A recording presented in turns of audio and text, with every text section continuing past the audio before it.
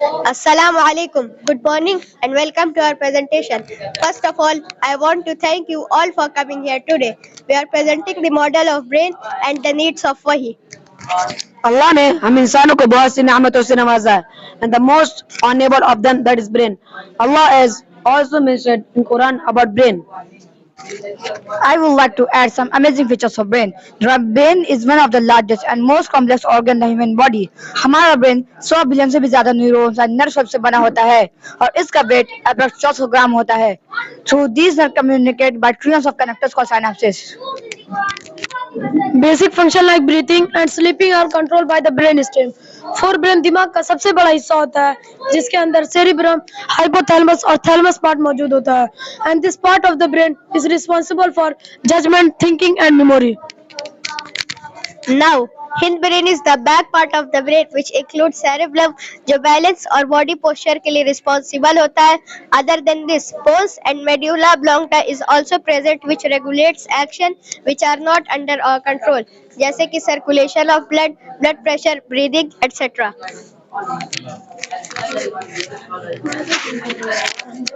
Let me tell you about neurons. ये वो sales है जिनसे हमारा दिमाग बना हुआ है. इन सेल्स की कॉम्प्लेक्सिटीज और एक न्यूरॉन से दूसरे न्यूरॉन की कनेक्टिविटी दिमाग को चकरा देने वाली है.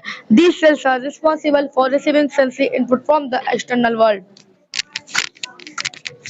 Neurons have three different parts as you can see: dendrite, cell body and axon. This branch structure is known as dendrite.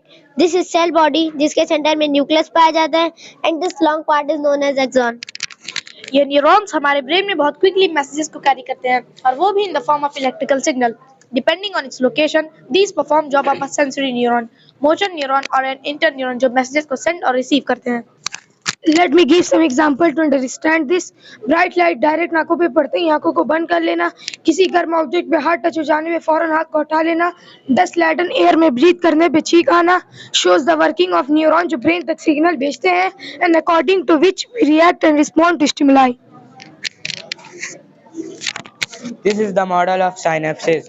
It is basically gap between two neurons.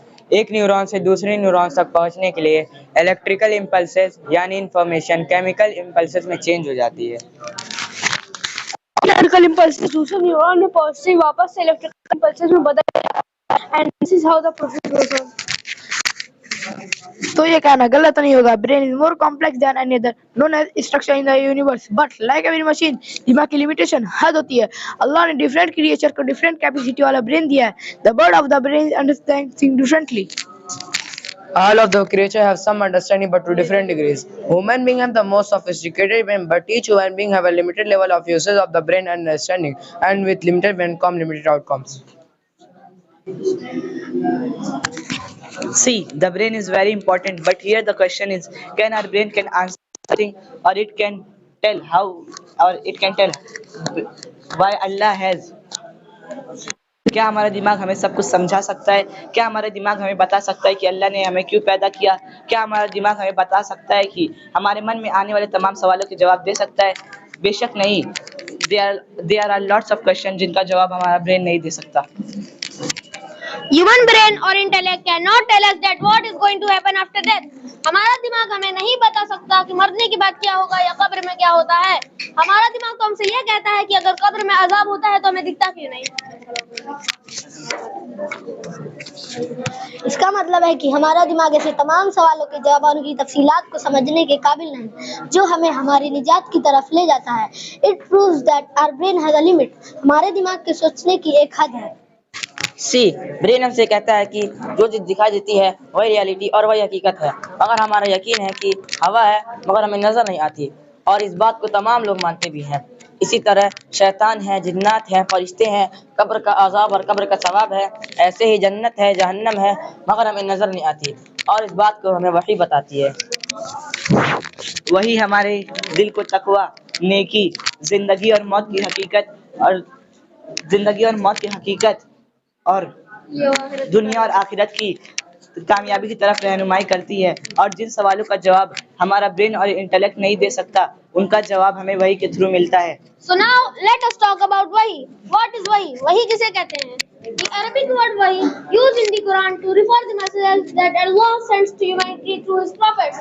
But wahi Allah की तरफ से एक message है और इस दुनिया में कोई भी इंसान अल्लाह से फेस टू फेस बात नहीं कर सकता है। It is impossible for human beings to face Allah in this worldly life. وما كان لبشر أن يكلمه الله إلا وحيا أو من وراء حجاب أو يرسل رسولا فيوحي بإذنه ما يشاء इन्नहु अलीयुन हकीम।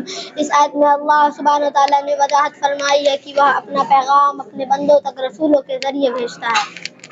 Undoubtedly, the way from Allah the Almighty to His Messenger has been a continuous guidance for all human beings, as it tells the human beings about their real purpose of life. Allah की कुदरत के आगे कोई ताकत नहीं, बेशक वही इस पूरी कायनात का अकेला रब है, जिसकी शान भी आला है और हिकमत भी कमाल। Thank you.